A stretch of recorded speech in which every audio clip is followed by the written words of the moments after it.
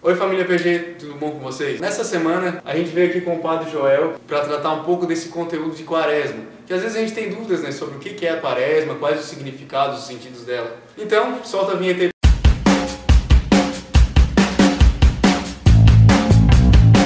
O Padre Joel é um cara famoso aí no nosso Costelaço. Ele também apresenta o programa Bote Fé Juventude, para quem não conhece, ali com toda a equipe do Bote Fé.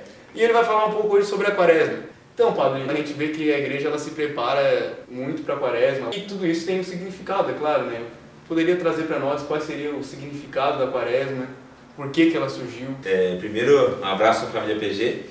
E a quaresma ela é uma tradição milenar, né? Não é uma tradição que veio recentemente, ela já de muito tempo a igreja trabalha, né, este tempo de preparação para a Páscoa. Sim. E a quaresma é esse tempo de preparação, um retiro que a gente faz para celebrar bem a Páscoa do Senhor. Por isso todas as práticas, os ritos, as celebrações, elas não são em vão, elas têm a perspectiva de nos aproximar do mistério da Páscoa, e isso deve ser o nosso caminho.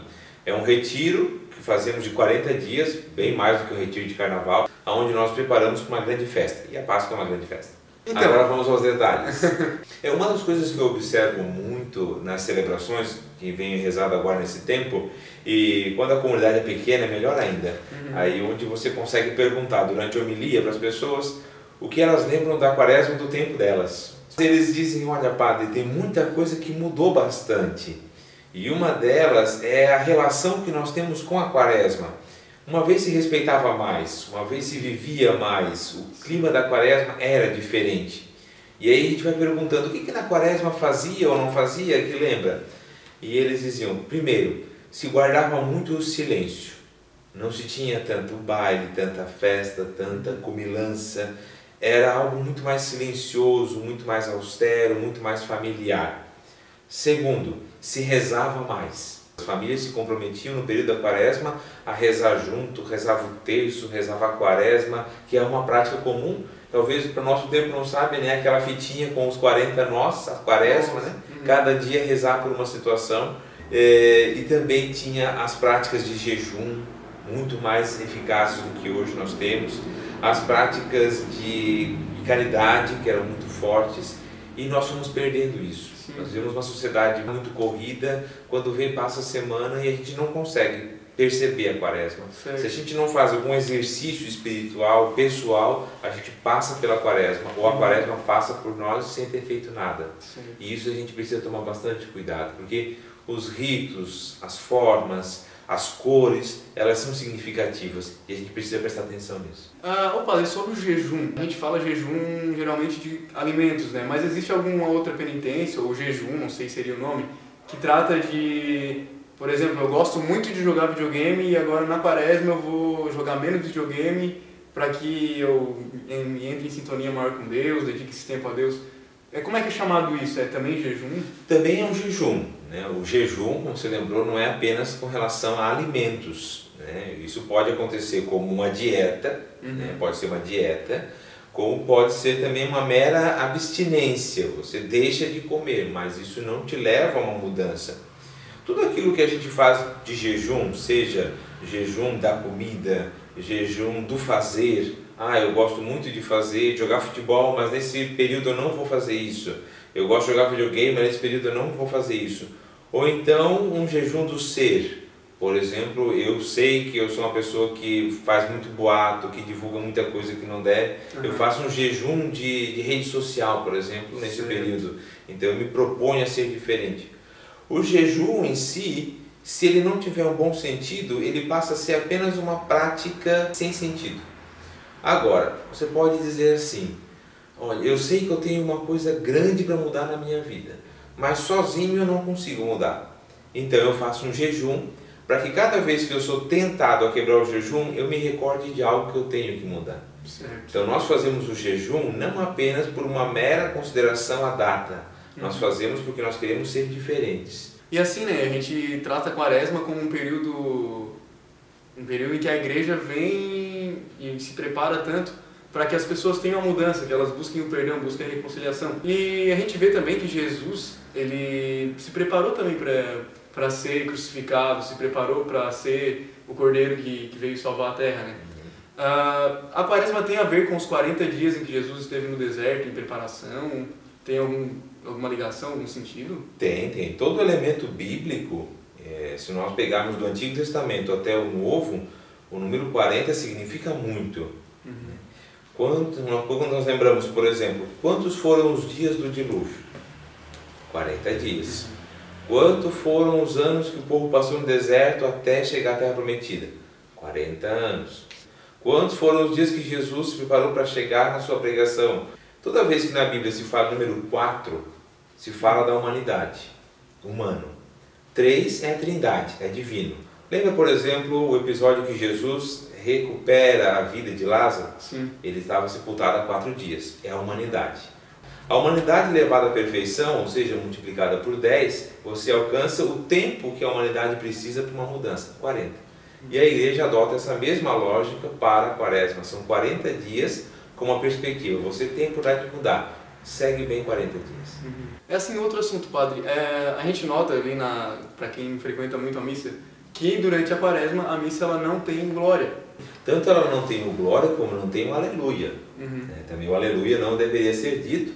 E o próprio espaço litúrgico da igreja, ele é um período que não se deve utilizar flores, flores no sentido de muito colorido, se guardar uma sobriedade no espaço litúrgico, porque como é um período de preparação, não é um período de festa. A glória deve ser um momento de festa, e por isso as missas durante a semana também não têm glória, mesmo fora da quaresma.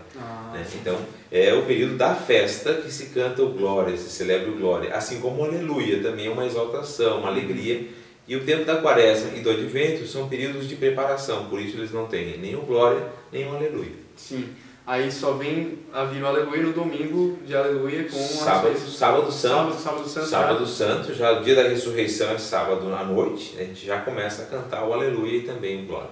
Uma dúvida que eu sempre tive, padre, agora pessoalmente, Jesus, a gente faz a caminhada da penitência na sexta-feira. Isso. Jesus, ele no terceiro dia ressuscitou. E no sábado a gente faz o salmo de aleluia. A conta parece que não bate, não sei porquê, mas... Bate sim. Uma das coisas talvez que a gente tenha dificuldade de entender qual é a lógica do terceiro dia é porque nós usamos o tempo chamado relógio gregoriano, que vira o dia à meia-noite. Para os judeus, e Jesus era um judeu, o dia termina com o pôr do sol. E por isso se conta os dias a partir do pôr do sol. Então Jesus morreu na sexta-feira, às 3 da tarde. Ou seja, o primeiro dia. No pôr do sol daquele dia já entra o segundo dia, que é o nosso sábado.